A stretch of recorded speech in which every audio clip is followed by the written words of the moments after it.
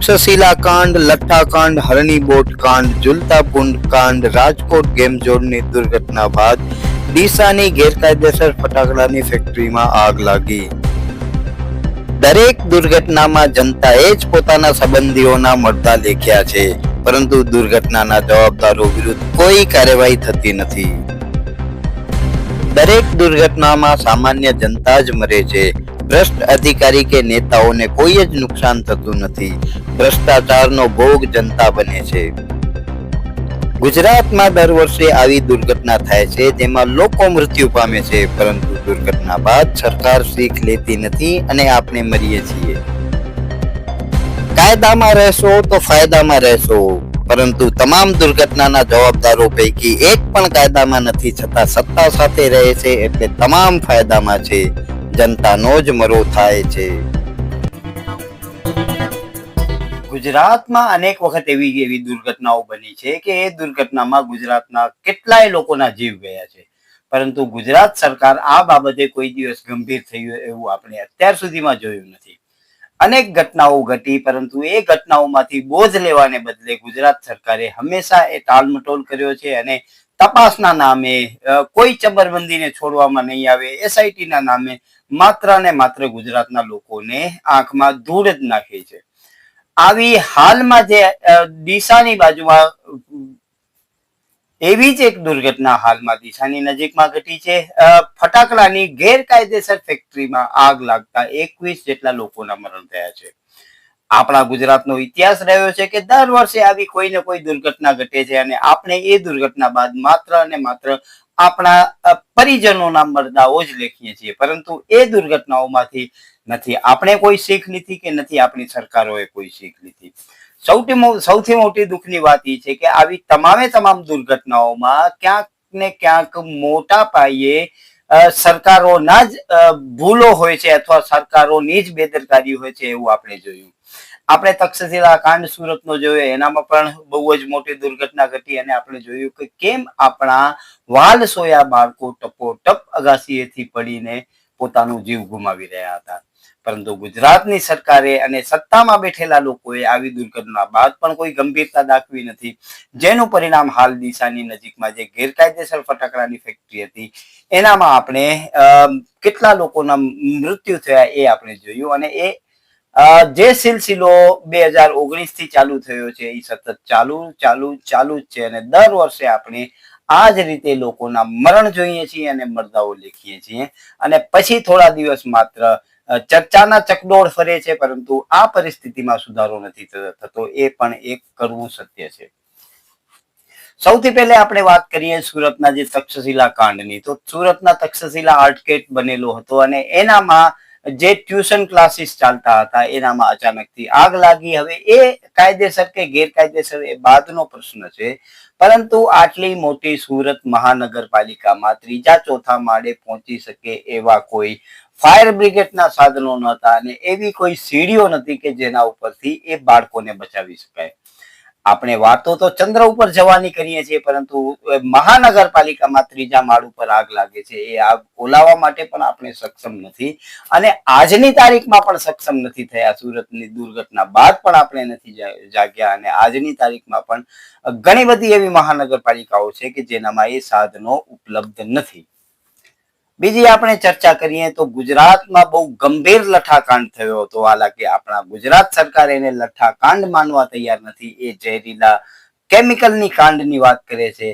જ્યાર સુધી આપણે આપણી ભૂલ નહીં સ્વીકારીએ ત્યાર સુધી એ ભૂલને સુધારશું કેમ? સરકાર એને લઠ્ઠાકાંડ માનતી જ નથી. પરિણામ સ્વરૂપે લઠ્ઠાકાંડનો ક્યાંય ઉલ્લેખ નથી થતો, માત્ર કેમિકલ કાંડ માને છે. એટલા માટે જ આખા ગુજરાતમાં એક પણ એવું ગામ નહીં હોય જ્યાં કને દેશી દારૂ નહીં વેચાતો હોય.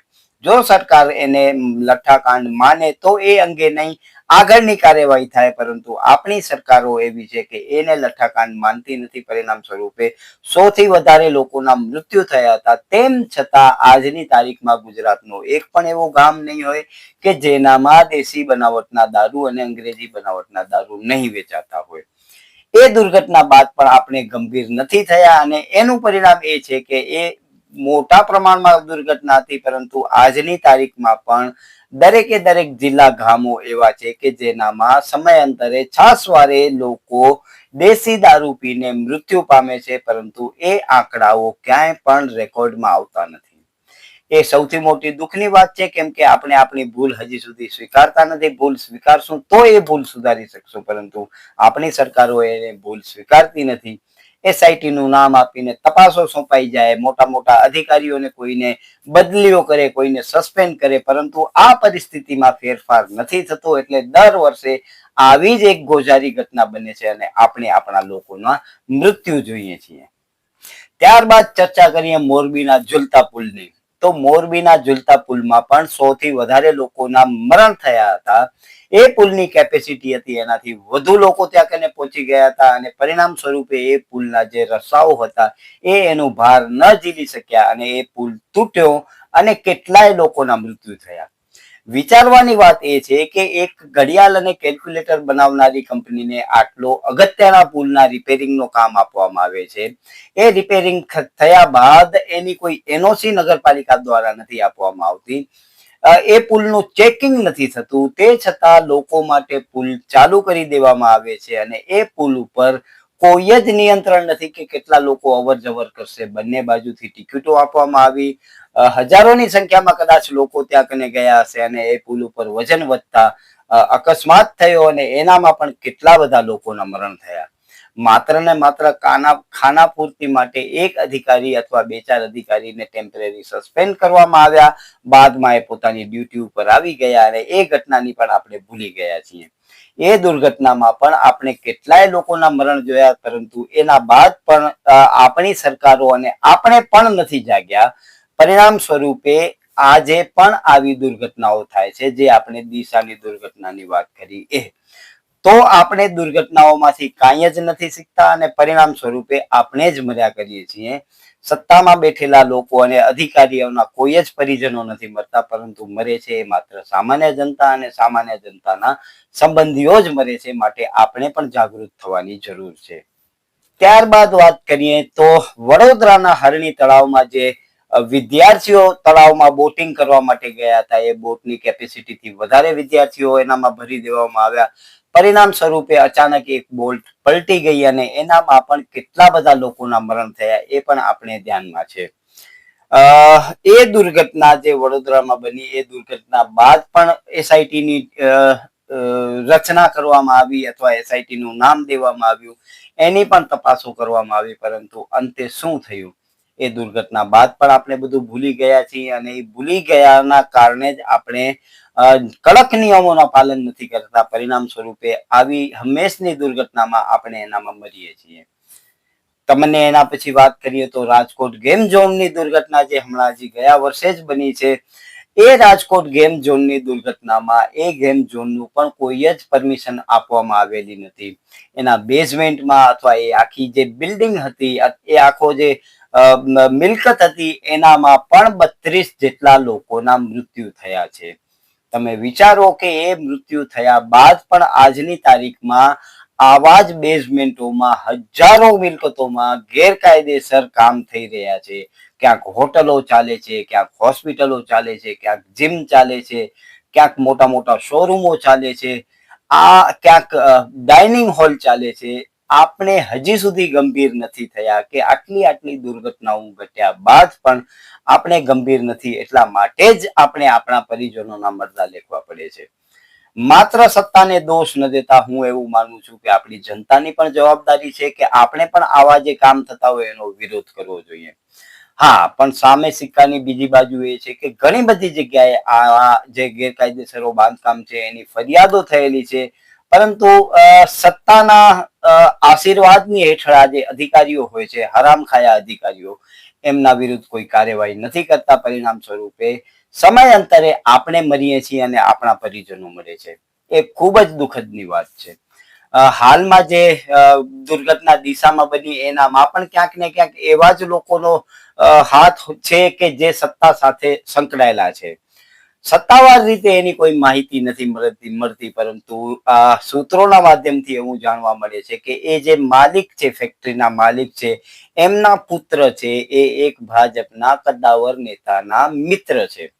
એટલા માટે આવી દુર્ઘટનાઓમાં ફરીથી એસઆઈટીની રચના થઈ, ફરીથી એની તપાસો થશે, ફરીથી કાગળો ચિતરાશે, પરંતુ જમીન પર જો આપણે જોઈએ તો પરિસ્થિતિમાં કોઈ જ બદલાવ આવતો નથી અને દર વર્ષે આપણે આવી દુર્ઘટનાઓમાં મરતા જ રહીએ છીએ અને હજી પણ જો નહીં જાગૃત થઈએ તો આવી જ રીતે દુર્ઘટનાઓમાં આપણે મરતા રહીશું.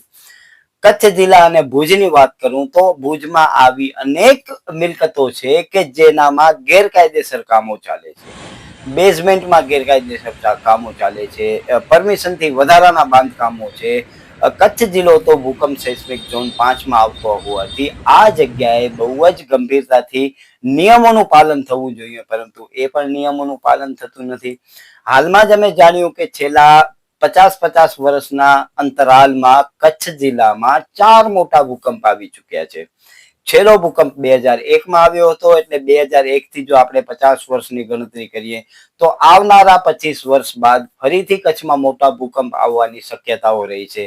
પરંતુ તેમ છતાં જે બેધડક બાંધકામો થાય છે, બેઝમેન્ટના ગેરકાયદેસર ઉપયોગ થાય છે, પરમિશનથી વધારે બાંધકામ થાય છે અને એ બાંધકામો ગૃહના નિયમો હેઠળ પાછા નિયમ અનુસાર થઈ જાય છે. એટલે એવા બાંધકામો આપણા માટે ખૂબ જ ઘાતક છે.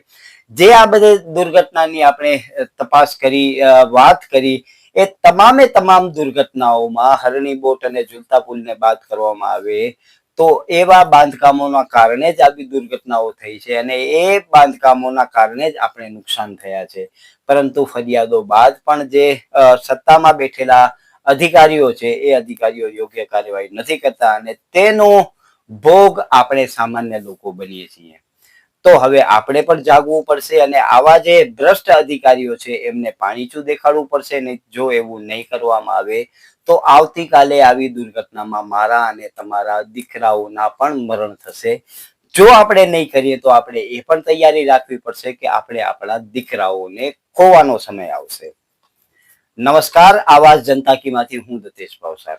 તમને અમારી સ્ટોરી સારી લાગે તો લાઈક કરજો, સારી ન લાગે તો અમને સૂચન આપજો, પરંતુ સબસ્ક્રાઇબ કરજો જરૂર.